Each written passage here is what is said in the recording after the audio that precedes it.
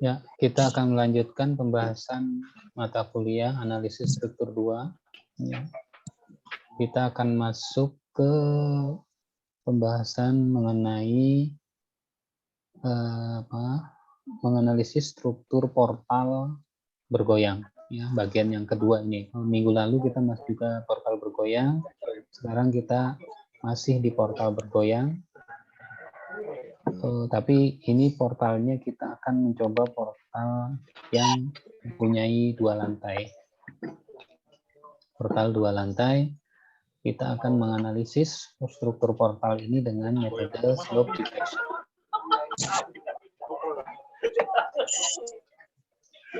Itu bisa di unmute, bisa di mute nggak itu yang ini mikrofonnya? Oke, ya.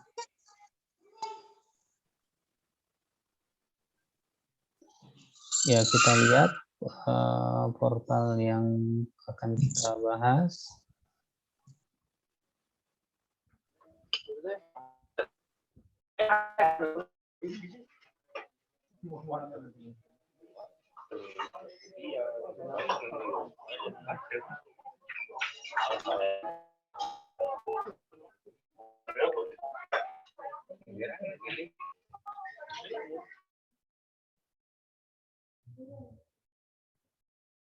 Ya, kita akan bahas portal dengan 2 lantai. Langkah pertama kita cek pergoyangan. Ya, nah, kita cek pergoyangan apakah portal ini bergoyang atau tidak. Ya, walaupun secara visual dari gambar kita sudah bisa menduga bahwa portal ini akan bergoyang. Kita bisa cek, kita cek dengan rumus 2N, ya, rumus N sama dengan 2C dikurangi N tambah 2F tambah 2H tambah R, di mana J adalah jumlah join, kemudian M adalah jumlah batang, kemudian F adalah jumlah peletakan jepit, H jumlah peletakan sendi, dan R adalah jumlah peletakan roll. Ya, kita lihat di gambar atau di strukturnya terdapat 2 peletakan jepit, yaitu di peletakan A dan peletakan B. Ya, peletakan A dan peletakan B adalah peletakan jepit. Kemudian jumlah batang atau jumlah join dulu. Jumlah join ada 1, 2, ada berapa jumlah join? Ada 1, 2, 3, 4, 5, 6. Ya, jumlah join ada 6. Kemudian jumlah batang ada 1, 2, 3, 4, 5, 6. Jumlah batang ada 6. Batang ada 6 ya. Tinggal kita masukkan rumus ke rumusnya, maka kita dapatkan N sama dengan 2. Nah, N lebih besar dari 1, maka di sini portalnya memiliki terjadi goyangan ya, terjadi pergoyangan. Kemudian langkah berikutnya adalah memisalkan arah pergoyangan ya. Kita misalkan arah pergoyangannya adalah dia bergoyang ke arah kanan ya. Bergoyang ke arah kanan, maka akan muncul goyangan atau pergeseran sebesar delta 1 dan delta 2 ya. Delta 1 itu untuk lantai 1, kemudian delta 2 untuk lantai 2. Dia bergeser delta 1 dan delta 2.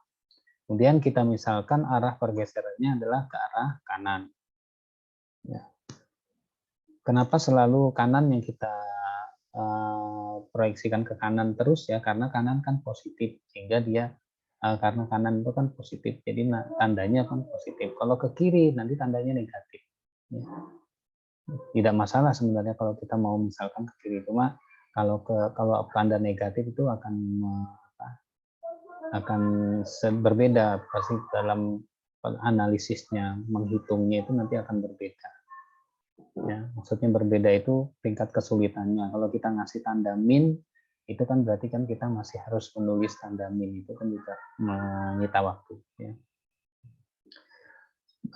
Setelah kita memisalkan arah pergoyangan, lalu kita menghitung momen primer. Ya, momen primer yang terjadi. Momen primer seperti yang sudah kita pelajari sebelumnya, kita menggunakan rumus-rumus yang sudah ada sesuai dengan kondisi beban dan kondisi perletakan. Momen primer hanya akan muncul bila ada beban luar. Kalau tidak ada beban luar, maka tidak terjadi momen primer. Maka dari sini, dari struktur yang ada, kita bisa tentukan bahwa momen primer yang terjadi ada di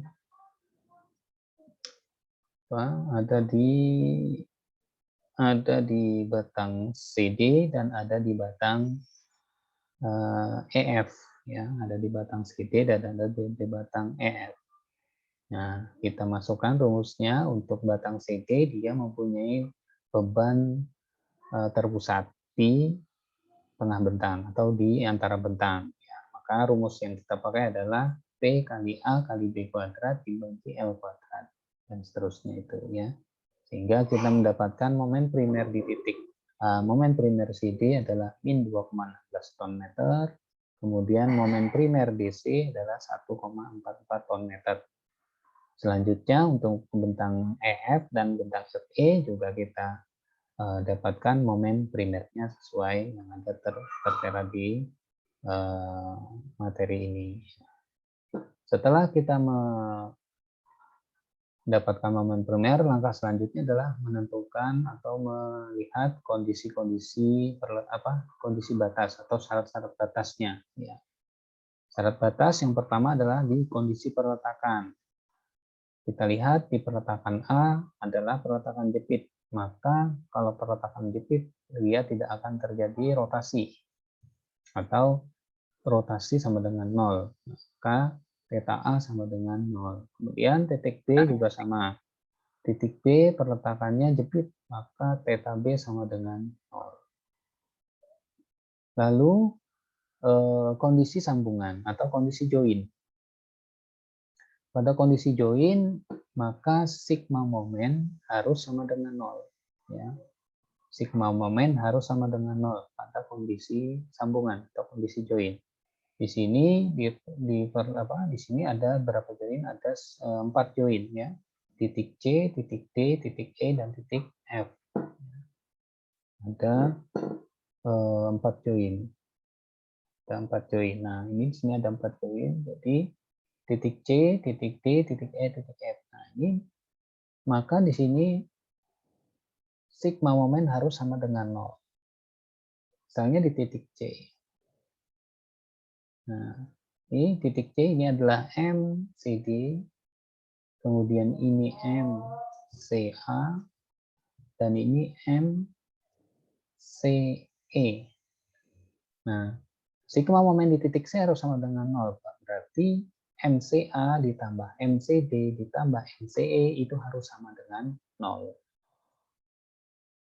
Ya. Nah, seperti ini MCA ditambah MCD ditambah MCE sama dengan 0. Nah, ini kita sebut persamaan A. Selanjutnya titik D kita dapatkan persamaan yang B. Titik E persamaan yang C. Titik F persamaan yang D. Ini adalah syarat atau kondisi sambungan. Kemudian syarat geser.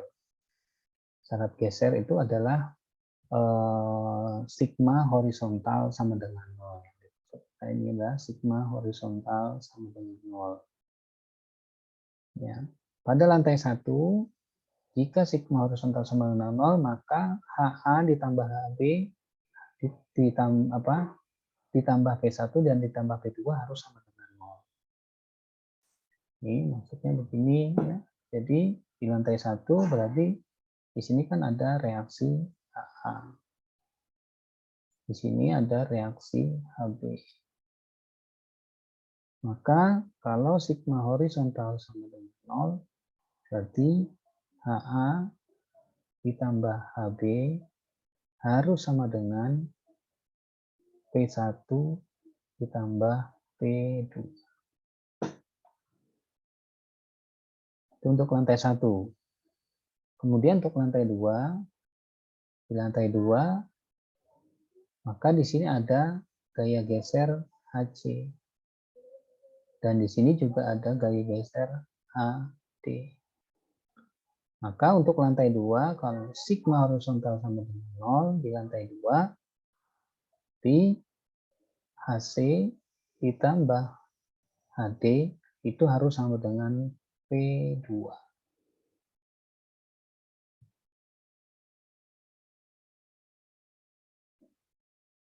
Nah, dari sini kita mendapatkan persamaan yang E dan F. Ini adalah untuk menentukan kondisi atau syarat-syarat batasnya untuk struktur tersebut. Kemudian langkah selanjutnya kita membuat atau membentuk persamaan slope-nya atau persamaan momen batang.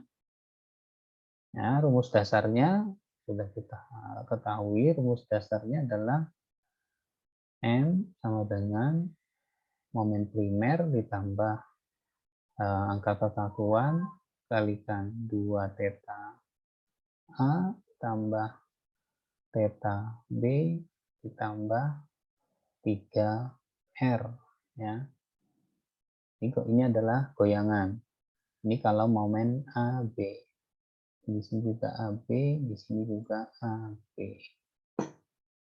Nah, jadi kita masukkan ke dalam memakai rumus ini, kita masukkan untuk masing-masing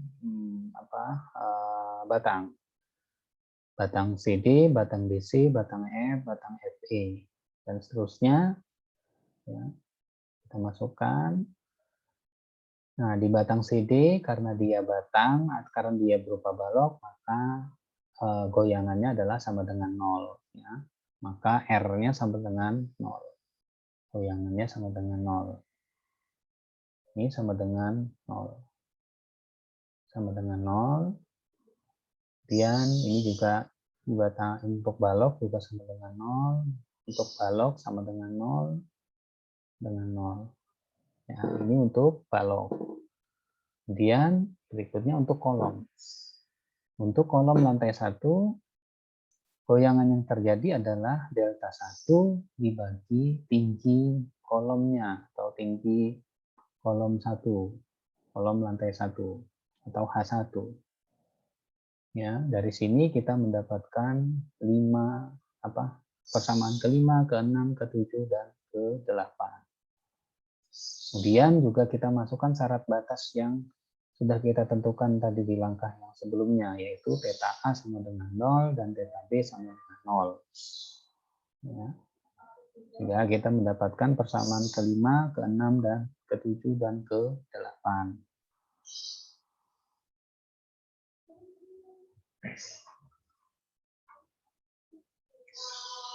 Selanjutnya kolom lantai 2. Lantai 2, goyangan yang terjadi adalah delta 2 dikurangi delta 1. Ya. Delta 2 dikurangi delta 1. Kita masukkan ke rumus slope-nya, rumus persamaan slope, maka kita dapatkan persamaan yang ke-9, 10, 11, dan 12. Ya. Dari sini dari persamaan ini kita sudah bisa melihat bahwa ada 6 variabel yang harus kita cari. Ya, ada 6 variabel yang harus kita cari. Ada theta C, theta D, theta E, theta F, delta 1, dan delta 2. Ya, kemudian kita gunakan syarat-syarat batasnya untuk membentuk persamaan lagi. Ya, untuk persamaan lagi. Kita gunakan syarat pertama adalah syarat batas sambungan. Ya, syarat batas sambungan di titik C. Dari titik C, MCA ditambah MCD ditambah MCE, maka kita masukkan persamaan MCA-nya, persamaan MCD, dan persamaan MCE kita masukkan, maka kita mendapatkan persamaan yang A. dapatkan persamaan yang A. Selanjutnya di titik D, sigma momen di titik D sama dengan 0, kita dapatkan persamaan yang B. Selanjutnya di titik E, kita dapatkan persamaan yang C, dan di titik F, kita dapatkan persamaan yang D. Selanjutnya, kita sudah punya 4 persamaan A, B, C, D. Sedangkan variabel yang dicari ada 6. Variabel yang dicari ada 6, maka kita harus menambah atau mencari 2 persamaan lagi untuk bisa menyelesaikannya. Untuk mendapatkan 2 persamaan berikutnya, kita lihat kondisi geser, ya, syarat geser. Jadi semua syarat dipakai. Tadi syarat pertama syarat syarat perletakan. Theta A sama dengan 0, theta B sama dengan 0. Kemudian syarat kedua adalah kondisi sambungan. Kemudian yang ketiga adalah syarat geser atau syarat keseimbangan struktur. Kita lihat di lantai 1.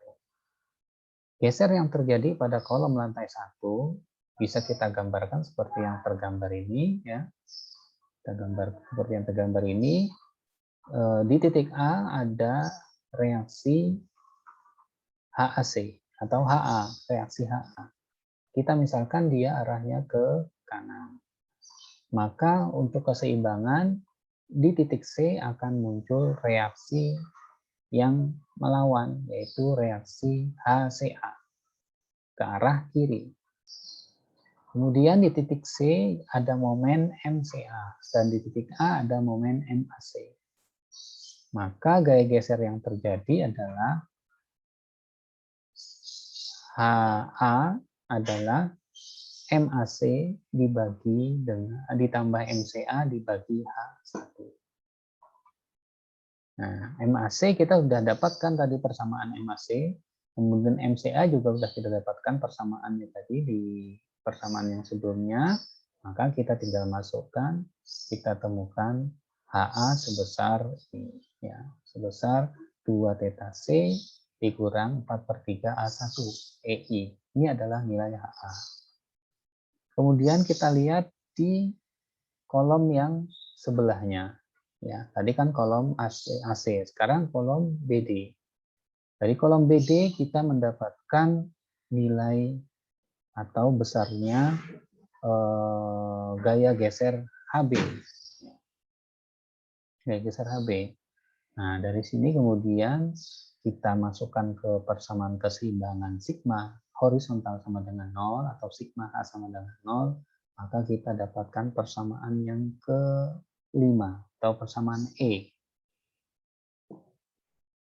Ya. Selanjutnya kita lihat geser yang terjadi pada lantai 2 atau kolom lantai 2.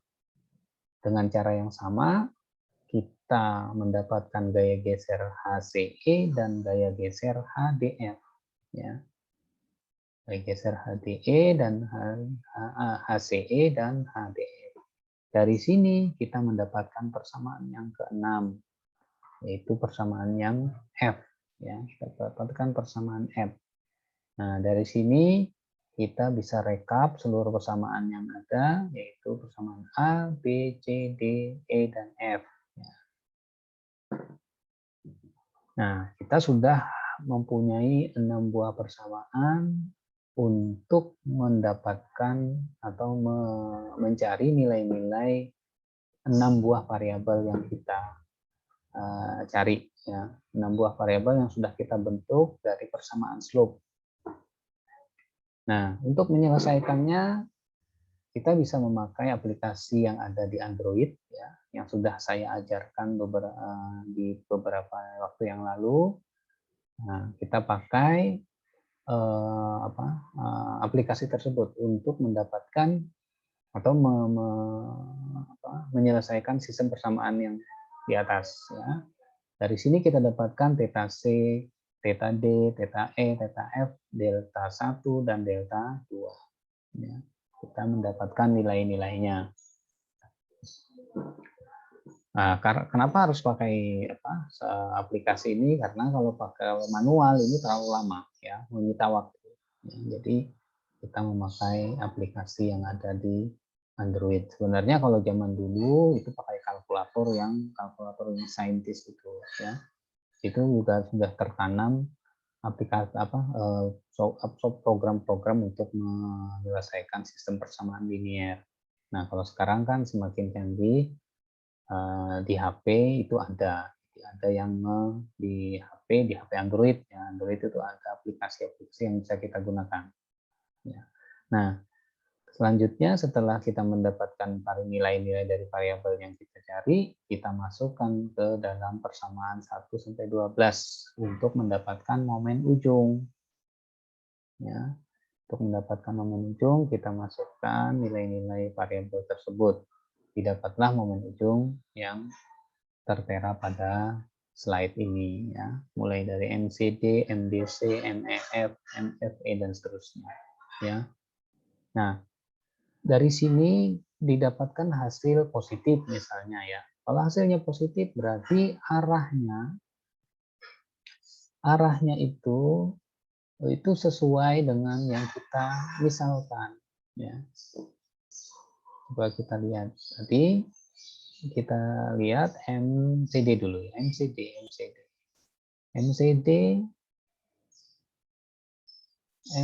di sini kita misalkan CD kita misalkan CD.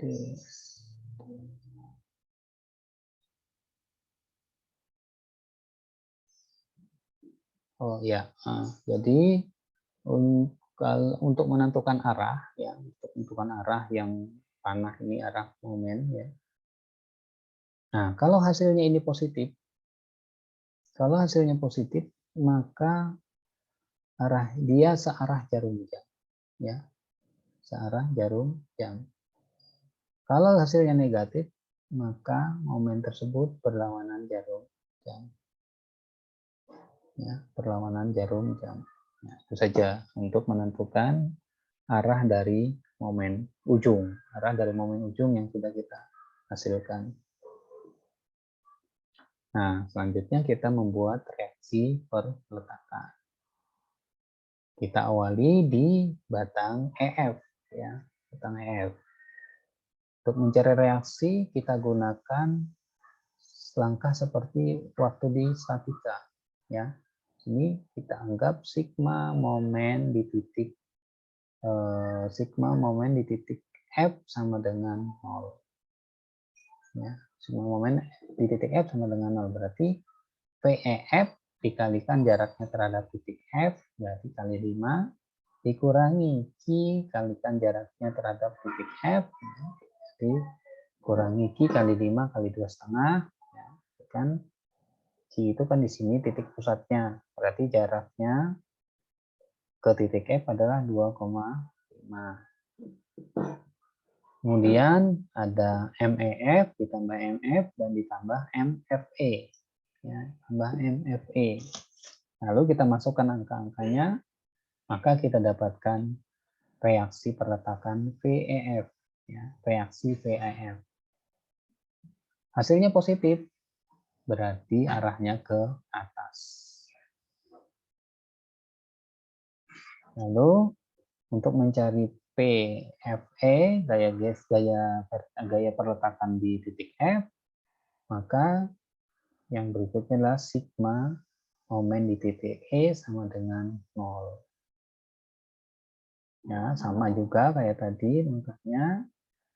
Kita masukkan nilai-nilainya, maka didapatkan nilai VFE, gaya vertikal atau reaksi perletakan vertikal di titik F.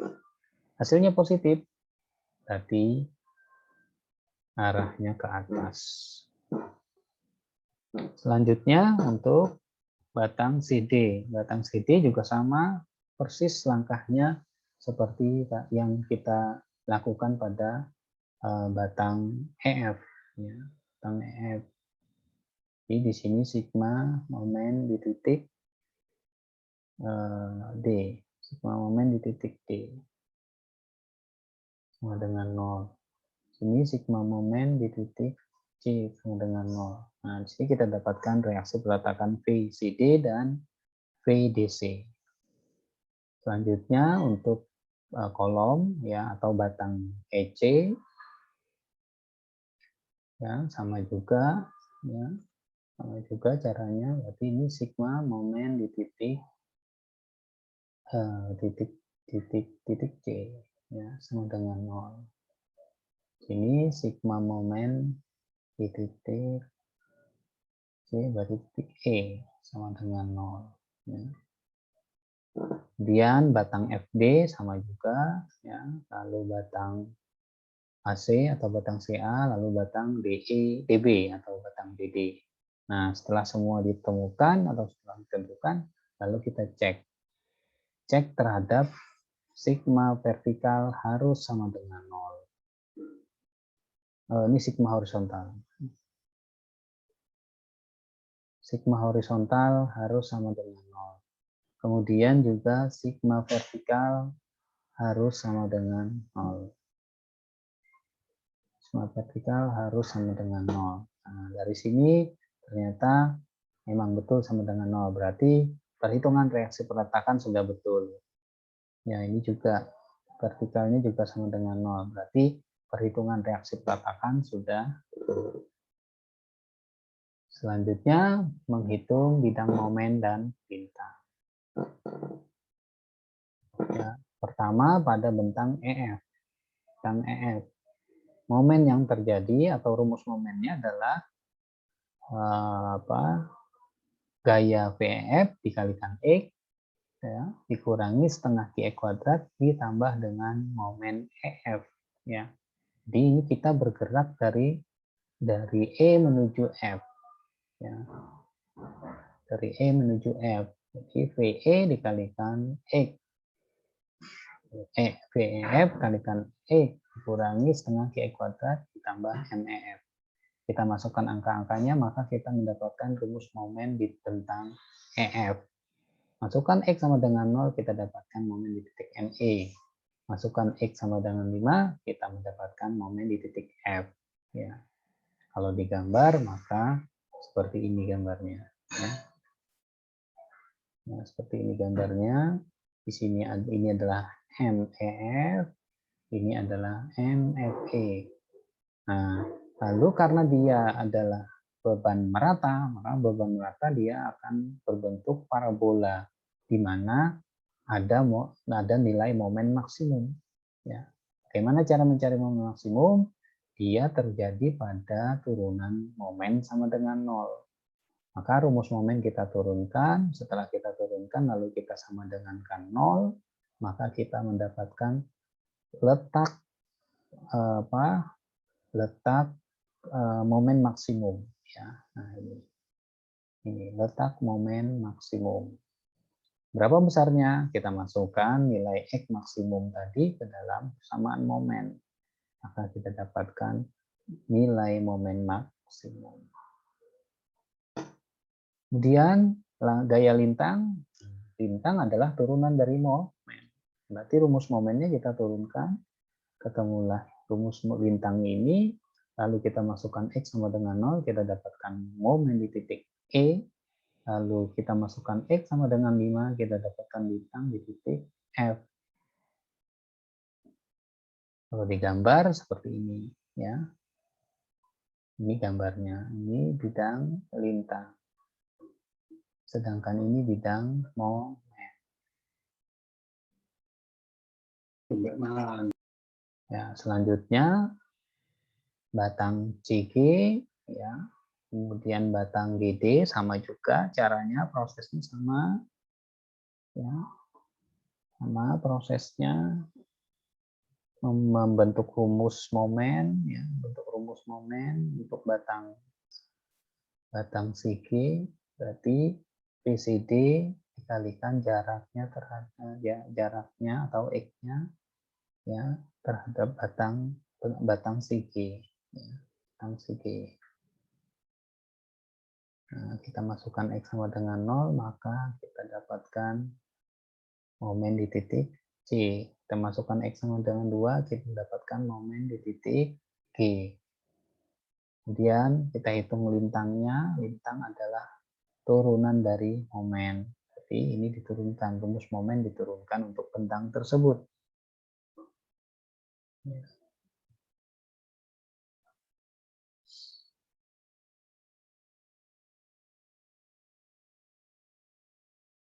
Nah, selanjutnya bentang GD.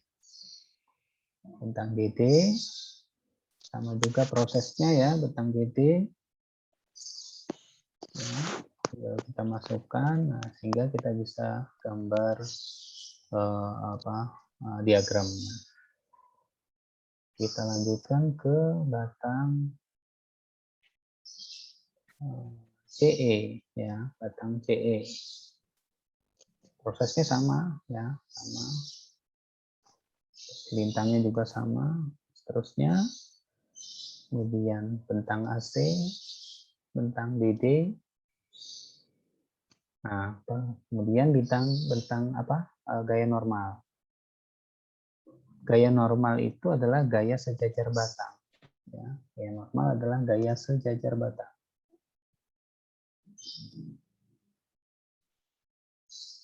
Ini waktunya mau habis. Oke. Mungkin keluar dulu terus masuk lagi ya. Ini saya tutup dulu.